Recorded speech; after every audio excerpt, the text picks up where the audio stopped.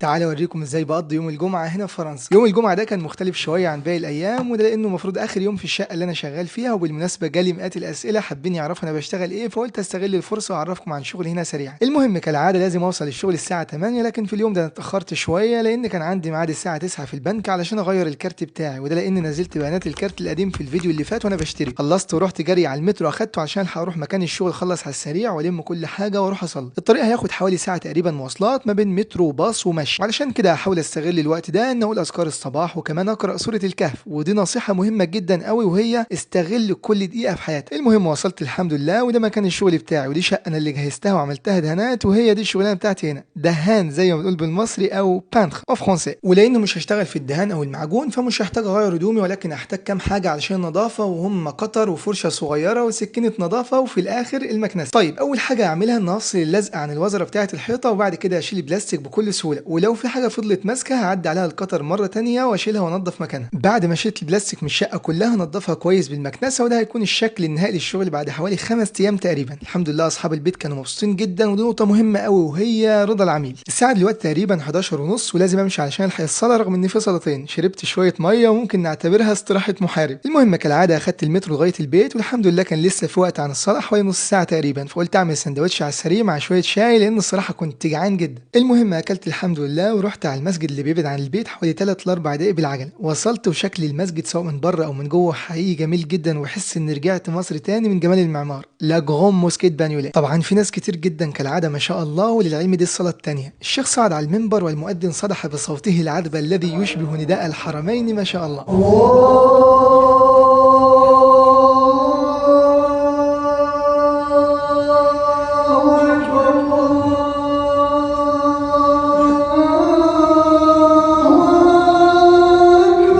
خطبة النهاردة كانت عن ازاي الوالدين لازم يتحملوا مسؤولية الأولاد وتربيتهم، خصوصا مع بداية المدارس هنا في الوقت الحالي، وكمان ازاي الطلبة لازم يحترموا المدرسين وزمايلهم في المدرسة في نفس الوقت. خلصت صلاة الحمد لله، ودلوقتي هاخد عجلتي واروح أكمل يوم. وانتوا احكوا لي ازاي بتستغلوا يوم الجمعة وبتصلوا في أي مسجد. كالعادة آسف لو طولت عليكم، تابعوني واستنوني في فيديو جديد. كان معاكم محمد غطاس من هنا من باريس، وسلام.